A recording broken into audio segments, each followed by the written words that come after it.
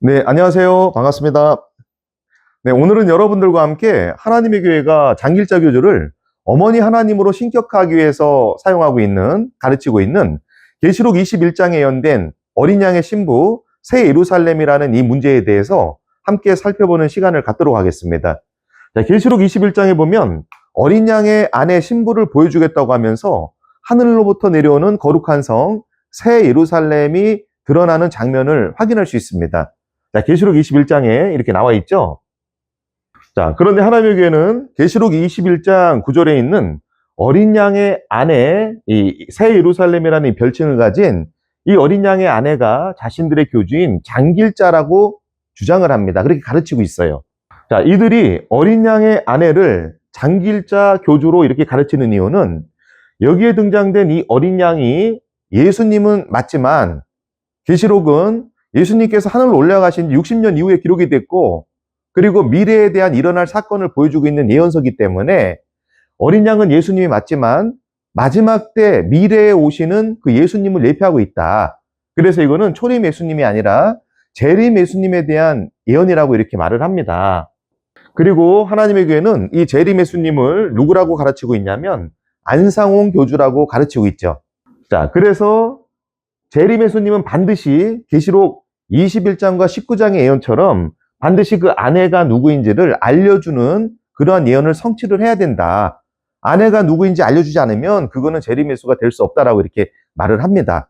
자, 그러면서 자신들의 교주인 안상홍이 1984년도에 이 장길자 교주와 몰래 예식장에서 결혼식을 한 사진이 있습니다.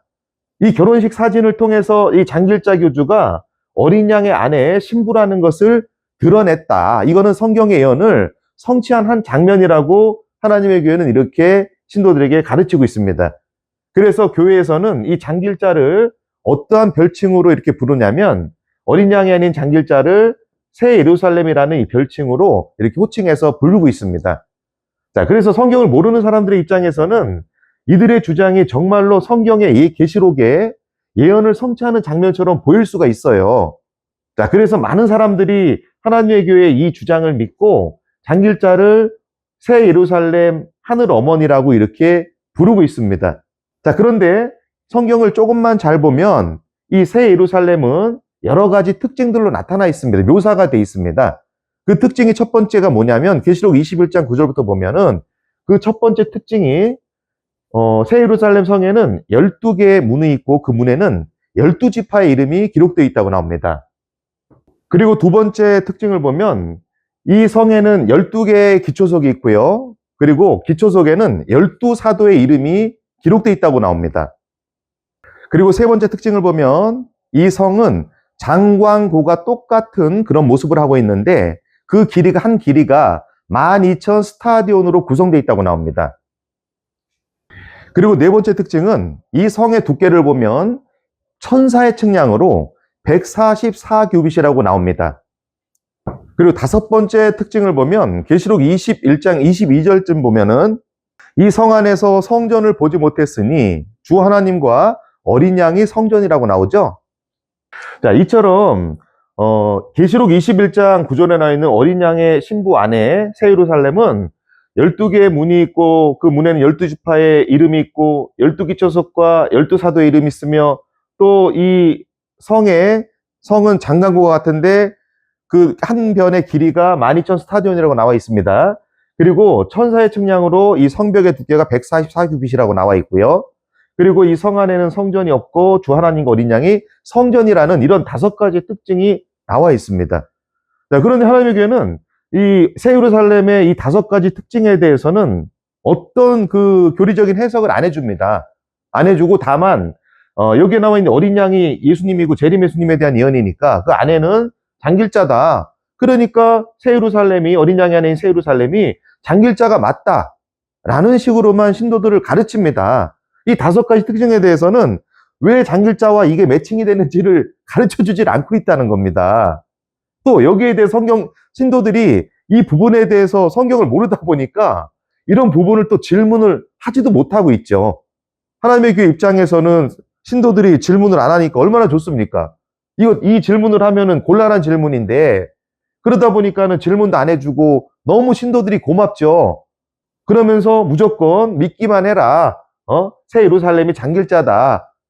이런 식으로 가르치고 있다는 겁니다. 그래서 또 질문을 해요. 많은 신도들이 이것저것 막 질문합니다. 그러면 뭐라고 하는지 아십니까? 나는 6월절밖에 모릅니다. 라고 황당한 답변합니다. 그러니까 6월절만 지키면 되니까 6월절이 생명을 주는 거니까 다른 질문, 불필요한 질문은 하지 마라. 라는 식으로 많은 질문을 또 막고 있습니다. 하나님의 신도분들 중에서 그 새 예루살렘, 장길자라고 주장하는 이 새 예루살렘의 어떤 이 5가지 특징들에 대해서 교회에서 물어보신 적 있습니까? 없으면 한번 물어보세요. 자, 이 성경에서 말하는 이 새 예루살렘 어린 양의 신부는 장길자 교주가 아닙니다. 자, 여기에 보면은 일관적인 이 숫자의 어떤 특징이 나타나고 있습니다. 뭐냐면 이 새 예루살렘에는 12개의 문이 있죠. 10이라는 숫자가 나타나고 있죠. 그리고 또 12지파 이름이 있죠. 또 여기에 보면은 12기초석이 있고 거기에는 또 12사도 이름이 있습니다. 계속 12라는 숫자의 어떤 그 특징을 보여주고 있어요. 그리고 이 성벽의 길이가 얼마입니까? 높이가? 성벽의 이 전체적인 이 성의 높이가 얼마입니까? 12,000 스타디온으로 되어 있고요. 그리고 이 성벽의 두께는 144규빗이라는 이 숫자들의 어떤 암호화로 되어 있습니다. 자, 하나님께서 이런 숫자를 이 성 안에 집어넣으신 것은 이 숫자를 통해서 무엇인가를 알려주고 나타내기 위해서 묘사를 하신 겁니다. 자, 그러면 여기에 나타나 있는 이 예루살렘 성에는 12개의 기초석과 12기둥이 있습니다. 그런데 자, 이 기둥의 한 기둥의 높이가 얼마입니까? 12,000 스타디온이라는 거예요. 자, 12개의 기둥의 한 기둥마다 12,000 스타디온으로 구성되어 있는 이 숫자의 배열. 어디에서 많이 본 숫자 아닙니까? 어디서 봤죠? 계시록 7장에 보면 14만 4천의 이 숫자 배열에서 나오는 겁니다. 이스라엘의 그 12지파의 이름이 있고 한 지파마다 몇 명씩 구성되어 있다고 나옵니까? 12,000명씩 구성되어 있다고 나오는 거예요. 12지파가 12,000명씩 구성되어 있다. 이게 14만 4천을 나타내는 숫자입니다. 그러니까 이 성벽의 두께를 천사의 측량으로 몇 규빗이라고 한 겁니까? 144규빗이라고 한 거예요. 이 천사의 측량이라는 것은, 자, 천사는 하나님의 나라에 속한 존재들이잖아요. 그런데 이 베드로 후서가 보면은 뭐라고 되어 있습니까? 주께는 하루가 1000년과 같다라고 되어 있죠? 어떤 이 1000이라는 숫자가 배열되어 있습니다. 그래서 천사의 측량으로 144규빗이라는 거는 두께가 여기에 천사의 측량이기 때문에 이 1000이라는 숫자가 들어있는 거예요. 그래서 144 곱하기 1000을 하면은 어떤 숫자가 나옵니까? 14만 4천이라는 이 숫자가 나오는 겁니다. 자, 그래서 이 어린 양의 안에 새 예루살렘은 어떤 특정한 한 사람을 나타내는 게 아니라 예수님과 사도들, 자, 봐보세요. 예수님. 자, 그래서 이 성 안에는 뭐가 있습니까? 성 안에 성전이 없었고 주 하나님과 누가 성전입니까?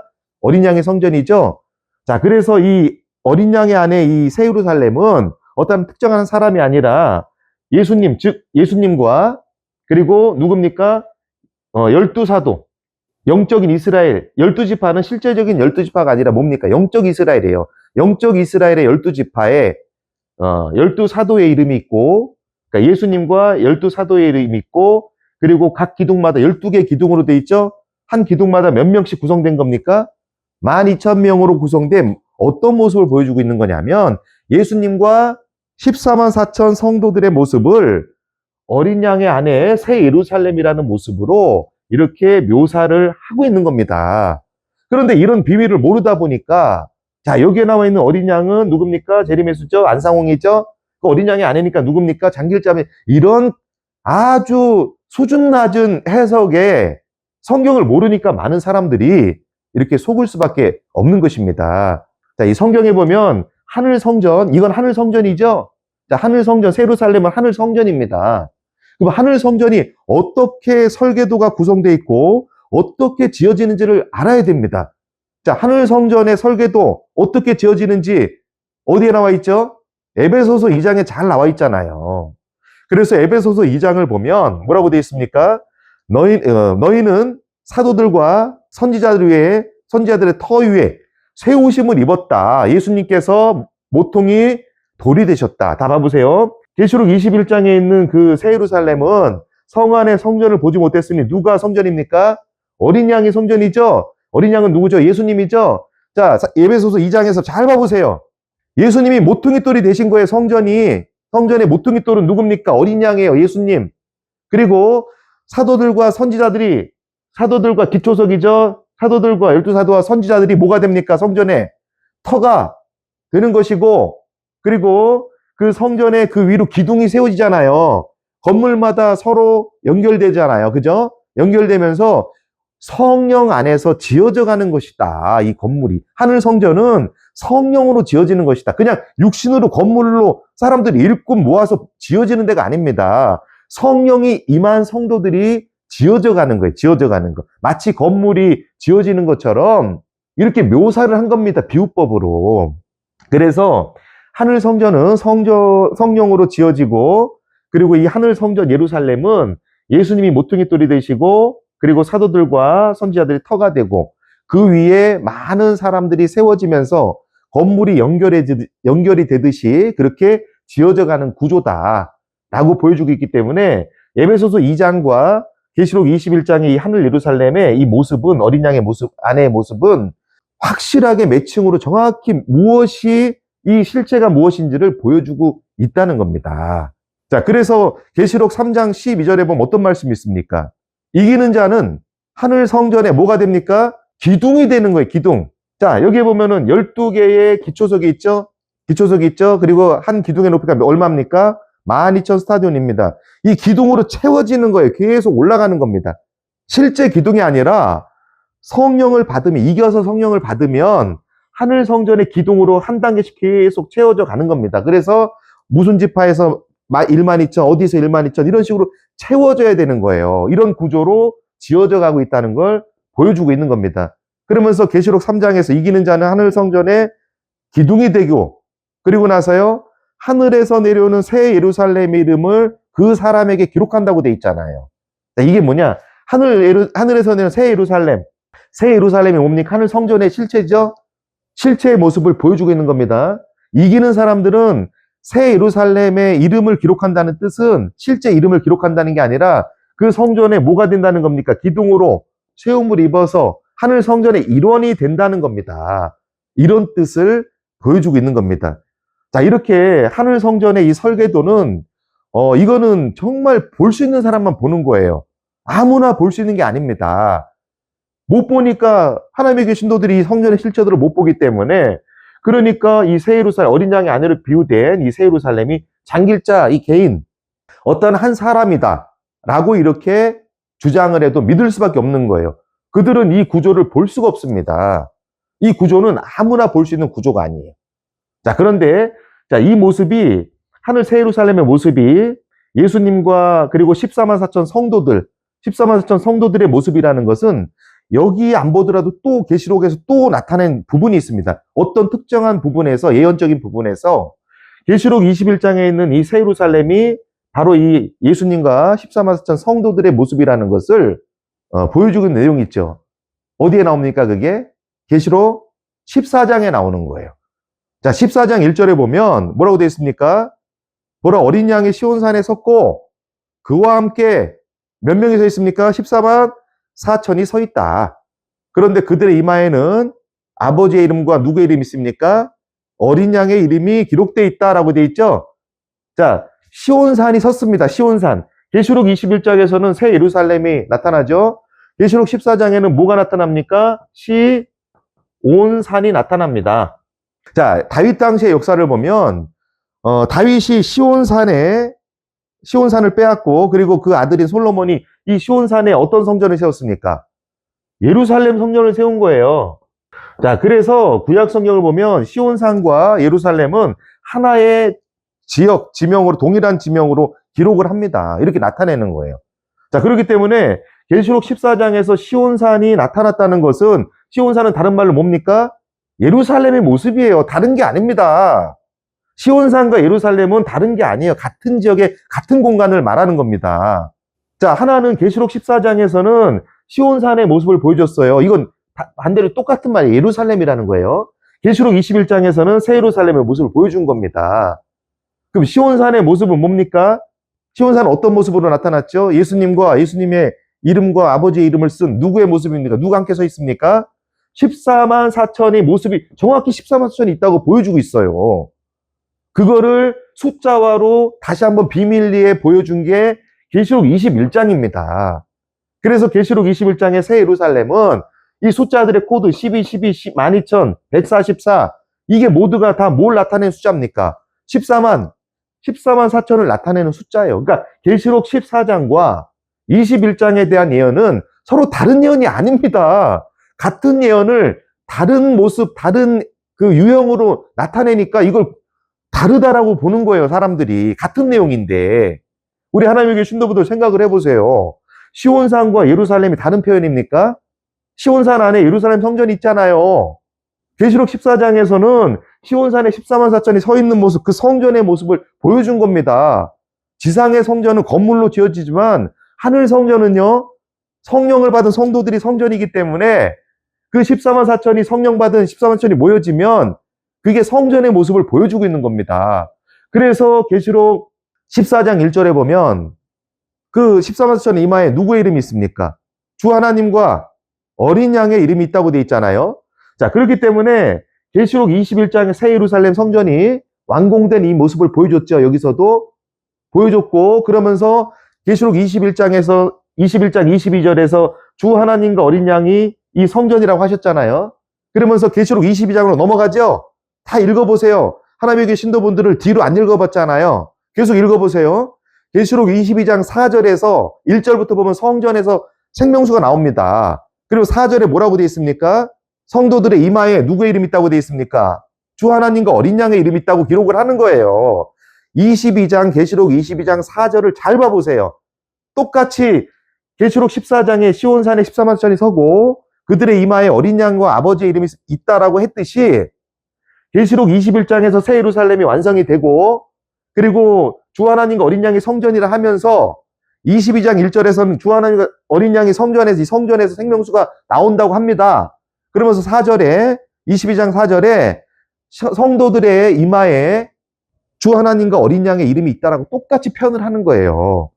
다름 아닌 계시록 14장의 시온산의 이 모습과 계시록 22장은 서로 다른 예언이 아니라 하나의 동일한 예언이라는 것을 보여주고 있는 겁니다. 절대 이 장길자라는 한 사람을 말하는 게 아니에요. 자, 여러분들이 보셔야 될 것은 계시록 21장만 보시는 게 아니고 에베소서 2장과 2장 20절과 연결해 봐야 돼요. 하늘 성전의 구조를 어떤 모습인지. 그리고 이 예언을 계시록 14장과 또 비춰봐야 됩니다. 그리고 이 예언을 계시록 21장과 22장까지 연결을 해서 보시면 여기에 나와 있는 어린 양의 신부 새 예루살렘이 장길자라는 한 사람이 아니라 예수님과 예수님의 성령을 받은 14만 4천 성도들의 모습이라는 것을 확실하게 알게 됩니다. 여러분들이 장길자라는 사람을 새 예루살렘 하늘 어머니 어린 양의 아내로 받아들이는 것은 여러분들이 성경을 모르기 때문에 그렇게 받아들이는 거예요. 이 성전은 하늘 예루살렘 이 성전의 설계도 이거는 회개하지 않으면 못 봅니다. 에스겔서 43장 봐보세요. 이 성전의 설계도를 보여주는 모습이 나옵니다. 그 성전의 설계도는 어떤 사람에게 보여주라고 되어 있냐면 43장 9절인가 10절부터 보면 나와요. 에스겔서. 자기들의 죄악을 부끄러워하는 사람들, 그런 사람들에게 보여주라고 되어 있습니다.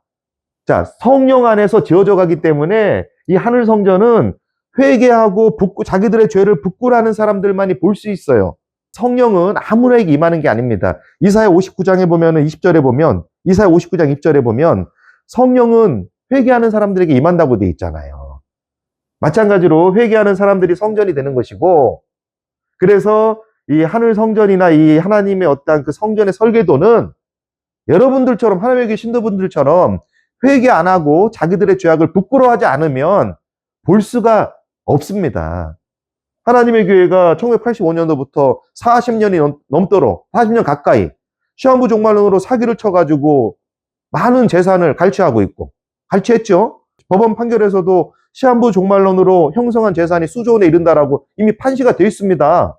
그리고 수많은 가정이 파괴됐지만 그거에 대해서 잘못했다, 미안하다, 회개한 적 한 번도 없잖아요. 그렇기 때문에 여러분들은 이 하늘 성전의 실체를, 설계도를 볼 수가 없는 겁니다. 그러니까 김주철이 세운 이 장길자라는 이 여자를 하늘 어머니라고, 새 예루살렘 실체라고, 하늘 성전이라고, 이런 황당한 주장이나 하는 거예요. 하나님의 교회 목사님들, 당회장들, 그리고 2세들, 동역들, 직분자들 정신 차리세요. 여러분들이 하늘 성전의 이 실체를 온전히 보기 위해서는 회개하셔야 됩니다. 여러분들이 아무리 숫자가 많다고 해서 이걸 볼 수 있는 게 아니에요. 정신 차리셔야 됩니다. 그리고 이 내용을 들으시고 여러분들이 뭘 잘못했는지, 그리고 뭘 제대로 못 보는지, 자, 이 성전의 설계도를 못 보는 분들은 영적으로 소경이에요.